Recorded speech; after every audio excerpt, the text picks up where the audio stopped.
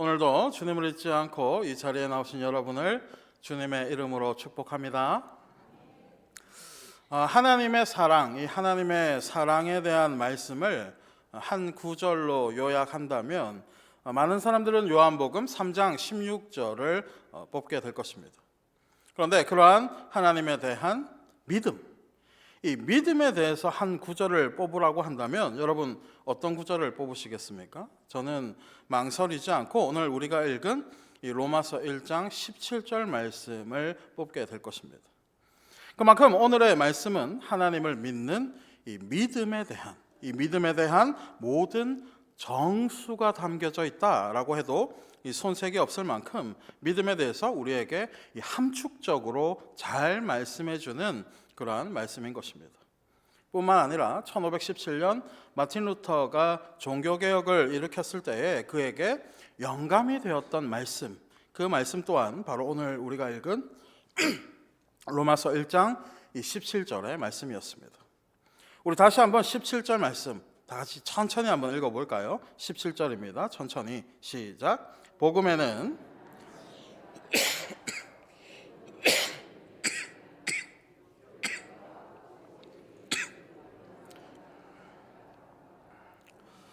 오늘 우리가 읽은 이 17절 말씀, 이 17절 말씀을 한마디로 요약하자면 하나님의 사람은 오직 하나님을 믿는 믿음으로만 살아간다라는 것입니다. 그러니까 오직 하나님 밖에 모른다라는 것입니다.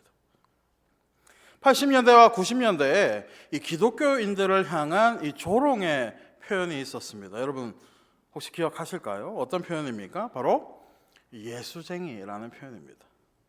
그렇다면 사람들은 왜 기독교인들을 향해서 예수쟁이라고 불렀을까요?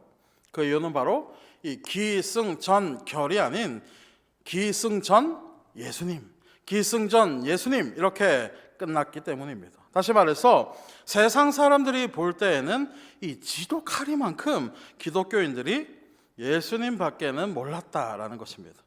그렇게 예수님밖에 모른다는 것을 이 조롱하는 형태로 예수쟁이라고 그렇게 불렀던 것입니다. 저도 어렸을 때 어떤 친구가 저에게 예수쟁이라고 이렇게 불러서 그렇게 싸웠던 그 기억이 납니다. 그런데 어른이 되어서 이 표현을 가만히 생각해 보니까 여러분 예수쟁이라는 이 말이 조롱이 아니라 칭찬 같다라는 이 생각이 들게 되는 것입니다. 왜 그렇습니까? 우리가 예수님밖에 모른다라는 것은 좋은 일입니까? 나쁜 일입니까? 아주 좋은 일입니다. 다시 말해서 해바라기처럼 하나밖에 모른다는 것은 아주 좋은 것이 아니냐라는 것입니다. 여러분 해바라기는 어떻습니까? 해바라기의 이름이 왜 해바라기입니까? 그 꽃의 방향이 오직 해를 향해 있기 때문에, 햇살만을 향해 있기 때문에 그렇습니다. 그렇게 한 가지밖에 모르는 사람을 우리가 만났을 때에 우리는 뭐라고 합니까? 이 뭐뭐 바라기다 이렇게 표현하지 않습니까? 그렇다면 우리는 무엇 바라기가 되어야 합니까? 맞습니다. 오직 주님밖에 모르는 주바라기가 되어야 하는 것입니다. 다시 말해 예수쟁이의 다른 이름은 주바라기입니다. 우리가 자주 부르는 찬양의 가사 중에 이러한 가사가 있습니다. 주님 한 분만으로 나는 만족해 나의 모든 것 대신 주님 찬양해. 우리는 하나님 한 분만으로 만족하는 것입니다. 그리고 나의 모든 것이 되신 하나님을 찬양하는 삶이 바로 우리의 최고의 삶이 되는 것입니다. 그런데 우리의 삶은 어떻습니까? 우리는 자꾸만 이 다른 것들을 쌓아놓고 그 위에 하나님을 올려놓으려고 하는 것입니다. 자, 이게 무슨 말입니까? 언제든지 이 하나님을 내려놓고 내가 원하는 것을 꺼내어 놓겠다는 것입니다. 다시 말해 보이는 것만 하나님이 위에 있을 뿐이지 나의 실생활에서는 언제든지 하나님을 놓았다가 뺐다가 내 마음대로 한다는 것입니다. 어떤 사람들은 이렇게 이야기할 수도 있습니다. 아니 모든 것을 쌓아놓고 그 위에 하나님을 놓았으면 되는 것 아닙니까? 무엇이 문제가 됩니까? 이렇게 말을 할 수도 있는 것입니다. 여러분, 하나님은 언제든지 우리의 의지대로 놓았다가 뺐다가 할 수 있는 그러한 존재입니까? 예수님께서는 우리에게 뭐라고 말씀하셨습니까? 누가복음 16장 13절입니다. 집 하인이 두 주인을 섬길 수 없나니 혹 이를 미워하고 저를 사랑하거나 혹 이를 중히 여기고 저를 경히 여길 것임이니라. 너희는 하나님과 재물을 겸하여 섬길 수 없느니라. 예수님께서는 세상의 것과 하나님의 것을 겸하여서 섬길 수 없다라고 말씀하셨습니다. 그런데 모든 것을 쌓아놓고 하나님을 살짝 올려놓는 것이 어떻습니까? 하나님을 위에 올려두었기에 하나님이 우선순위다라고 말은 할 수 있겠지만 사실은 위에 올라만 가 있을 뿐 세상과 하나님을 함께 두는 것입니다. 그렇다면 진실로 하나님만을 바라보는 이 주바라기의 삶은 어떠한 것이 되어야 합니까? 세상의 모든 것은 치워버리고 오직 하나님만을 놓는 것입니다. 다시 말해 직장은 3위, 재물은 2위, 하나님은 1위, 이러한 것이 아니라 모든 것을 다 내려놓고 오직 하나님만 있어야 한다는 것입니다. 그리고 그것이 바로 오직 하나님을 바라보는 주바라기의 삶이 되는 것입니다. 그렇다면 오직 하나님만을 믿는 이 주바라기의 삶은 어떠한 삶이 되어야 하는 것입니까? 그냥 입으로만 믿습니다. 이렇게 이야기하면 끝나는 것입니까?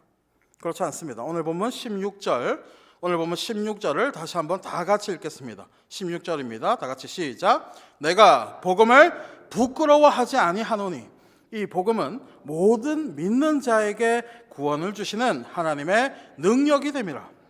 먼저는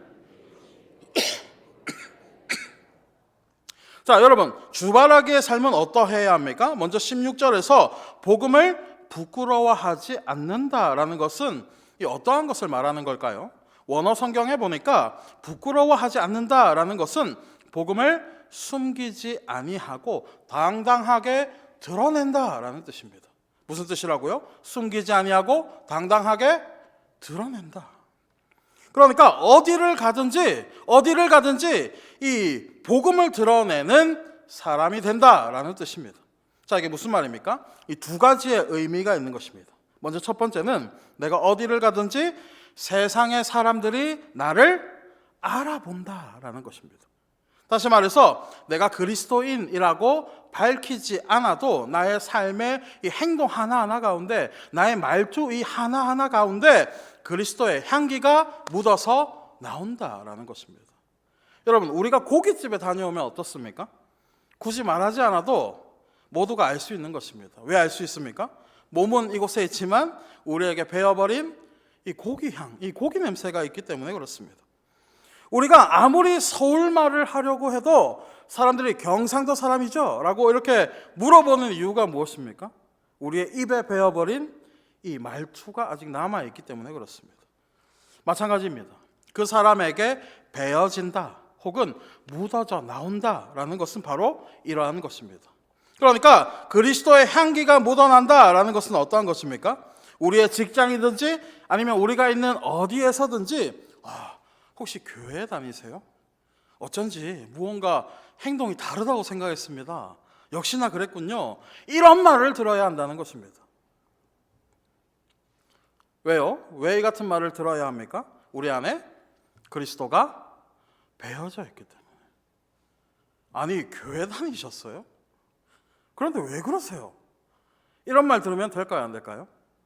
안 되는 것입니다. 마태복음 5장 16절.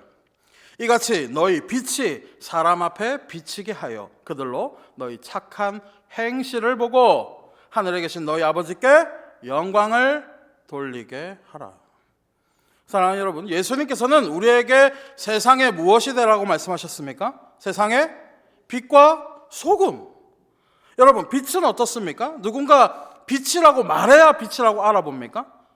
그 존재감 때문에 이 빛이라는 사실을 알게 되는 것입니다.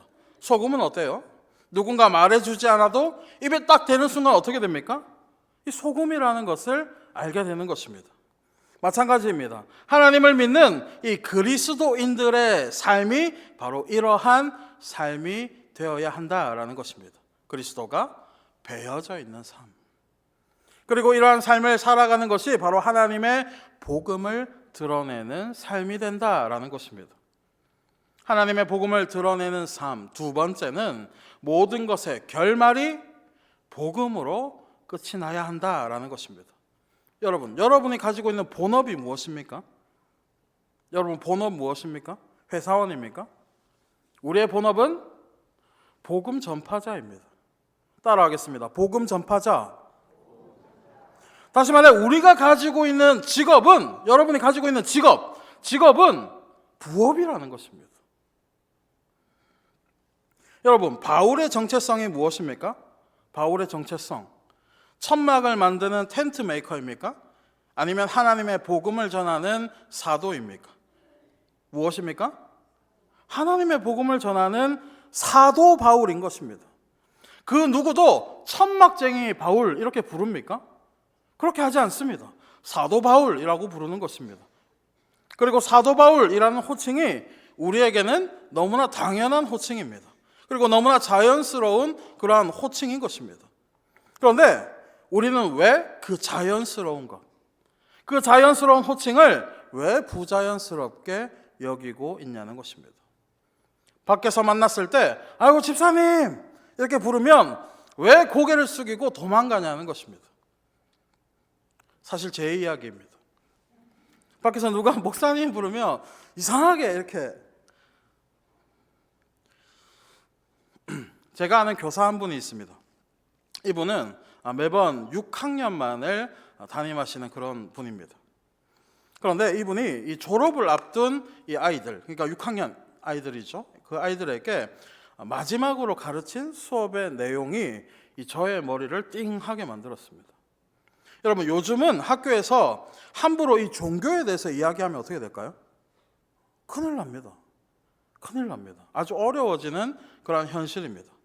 뉴스나 언론을 통해서 여러분도 아마 알고 계실 것입니다. 그런데 이분은 그러함에도 불구하고 아이들에게 마지막으로 수업한 내용이 이 복음을 가르쳤다는 것입니다. 그래서 제가 그분에게 물었습니다. 아니, 그러다 잘못되면 어떻게 하시려고 그러십니까? 그러자 그분이 저에게 이렇게 말을 하는 것입니다. 잘못되어도 싫은 소리 몇 번만 들으면 됩니다. 그 말을 듣고 참 많은 도전이 되었습니다. 목사인 나도 저렇게 담대하게 복음을 전할 수 있을까? 나의 모든 것을 걸고 저렇게 할 수 있을까? 라는 이 도전이 되었던 것입니다. 사랑하는 여러분, 하나님을 진정으로 믿는 이 주바라기의 모습은 바로 이러한 것입니다. 우리가 어딜 가든지 하나님이 드러나고 우리가 무엇을 하든지 하나님으로 끝이 나야 하는 것. 즉 복음을 부끄러워하지 않는 그러한 삶이 되어야 한다라는 것입니다.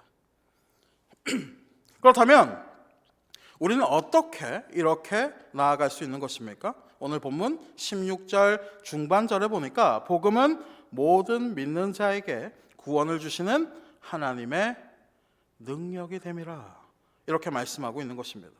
맞습니다. 하나님의 복음에는 능력이 있습니까? 없습니까? 하나님의 복음에는 능력이 있는 것입니다. 많은 무리들은 예수님에게 와서 표적을 요구하였습니다. 왜 표적을 요구합니까? 당신의 능력을 한번 보여달라라는 것입니다. 그러자 예수님께서 그들에게 뭐라고 말씀하셨습니까? 누가복음 11장 29절 하반절에 보니까 너희에게 보일 것은 요나의 표적밖에는 없다라고 이렇게 말씀하시는 것입니다. 자, 그렇다면 여기에서 말하는 요나의 표적, 이 요나의 표적은 무엇을 말씀하시는 것입니까? 그것은 바로 하나님의 복음에 담겨져 있는 그 능력을 말씀하고 있는 것입니다. 실제로 요나서에서 니느웨가 회개할 때에 그들이 회개한 이유는 무엇이었습니까? 요나가 복음을 잘 전해서 그렇습니까? 한번 확인해 보겠습니다. 요나서 3장 3절에서 5절 말씀입니다. 요나가 여호와의 말씀대로 일어나서 니느웨로 가니라. 니느웨는 사흘 동안 걸을 만큼 하나님 앞에 큰 성읍이더라. 요나가 그 성읍에 들어가서 하루 동안 다니며 외쳐 이르되 40일이 지나면 니느웨가 무너지리라 하였더니 니느웨 사람들이 하나님을 믿고 금식을 선포하고 높고 낮은 자를 막론하고 굵은 베옷을 입은지라. 여러분 어떻습니까? 니느웨가 회개한 이유가 무엇입니까? 요나가 말씀을 잘 전파해서 그렇습니까? 그렇지 않습니다. 3절에 보니까 니느웨는 사흘을 걸을 만큼 큰 성읍이었습니다. 그렇다면 요나는 며칠 동안 복음을 전파해야 합니까? 사흘 동안 해야지 다 할 수 있는 것입니다. 그런데 4절에 보니까 요나가 얼마 동안 전했다고요? 고작 하루 동안 외쳤다. 그러니까 요나는 하나님의 복음을 그리 정성스럽게 전한 것은 아니다라는 것입니다. 그런데 니느웨가 어떻게 되었습니까? 완전히 하나님 앞에 회개하게 되는 것입니다. 다시 말해 하나님의 복음에 그러한 능력이 일어나게 되었던 것입니다. 전하는 요나가 아니라 하나님의 복음이, 하나님의 말씀이 능력을 가지고 있는 것입니다. 그리고 그러한 복음의 능력은 영원히 사라지지 않는 것이기에 지금 이 순간에도 마찬가지로 함께하고 있는 것입니다. 그런데 우리는 어떻습니까? 우리의 생각과 우리의 판단으로 그 복음을 제한하고 있는 것입니다. 복음을 전파하고 복음을 드러내기는커녕 내 안에서 꽁꽁 싸매어서 숨기고만 있다라는 것입니다. 다시 말해 요나가 했던 것처럼 우리의 생각으로 하나님의 복음을 가로막고 있다는 것입니다. 오늘 우리가 읽지는 않았지만 로마서 1장 14절에서 사도 바울은 내가 빚을 진 자이다 이렇게 말을 하였습니다. 무엇으로 빚을 진 것입니까? 바로 값없이 받은 복음으로부터 이 사랑의 빚을 지게 되었다는 것입니다. 그렇게 이 빚을 갚을 방법이 무엇입니까? 그 빚을 갚을 수 있는 유일한 방법은 바로 하나님의 복음을 다른 사람들에게 나누어 주는 것, 그러니까 전하는 것입니다. 마찬가지입니다. 우리는 모두가 하나님으로부터 빚을 진 자입니다. 그렇게 우리는 이 빚을 어떻게 갚아야 하겠습니까? 우리의 모든 삶과 우리의 모든 행동으로 이 복음을 전파해야 하는 것입니다. 그리고 이러한 복음밖에 모르는 삶을 살아가게 될 때 우리는 진정한 주바라기로 거듭나게 되는 것입니다. 사랑하는 여러분, 오늘 우리가 고백한 찬송가 545장의 이 가사가 어떻습니까? 이 눈에 아무 증거 아니 보여도 믿음만을 가지고서 늘 걸으며 이 귀에 아무 소리 아니 들려도 하나님의 약속 위에 서리라. 여러분, 하나님을 믿는 믿음이라는 것은 마치 이러한 것입니다. 우리의 육체의 눈에는 보이지 아니하고 또 우리의 귀에는 아무 소리가 나지 않는 것 같아 보이지만 우리의 영혼이 열리게 되면 하나님의 약속이 보이게 된다라는 것입니다. 그리고 그 약속대로만 걸어가게 되면 어디에 도착하게 됩니까? 어느새 하나님의 나라에 도착하게 된다라는 것입니다. 그렇게 이 믿음을 바라보고 걸어가는 자들에게는 아무것도 두려운 것이 존재하지 않는 것입니다. 그리고 아무것도 두려운 것이 존재하지 않기에 믿는 자에게는 능치 못함이 없게 되는 것입니다. 누가 우리와 함께 하고 계십니까? 만군의 주님이시요 만물을 창조하신 하나님께서 우리와 함께 하시는 것입니다. 그렇게 우리는 이 모든 것을 바탕으로 우리의 입술로 이렇게 고백할 수 있는 것입니다. 로마서 1장 17절 오직 의인은 믿음으로 말미암아 살리라. 오늘 우리는 무엇으로 말미암아 살아가고 있습니까? 아직도 세상의 것을 다 쌓아놓고 그 위에 하나님을 살짝 올려놓고 있지는 않았습니까? 그렇다면 이제는 모든 것을 내려놓고 오직 하나님만을 바라보는 우리의 삶이 되기를 주님의 이름으로 소망합니다. 자, 이제 말씀을 맺겠습니다. 우리의 믿음, 이 믿음의 근간은 무엇입니까? 그것은 바로 하나님의 말씀, 즉 하나님의 복음인 것입니다. 그렇다면 이 복음은 우리에게 어떠한 존재입니까? 하나님의 복음은 우리를 의롭게 하는 하나님의 축복인 것입니다. 뿐만 아니라 하나님의 복음은 우리를 하나님의 나라로 이끌어 가시는 하나님의 이 손길이 되는 것입니다. 그리고 하나님의 복음은 비록 세상에서는 우리가 무명하나 하나님의 나라에서는 우리가 유명한 이름을 가지게 되는 하나님의 약속인 것입니다. 그리고 복음은 죽음에서 우리를 건지신 하나님의 영원한 생명의 말씀인 것입니다.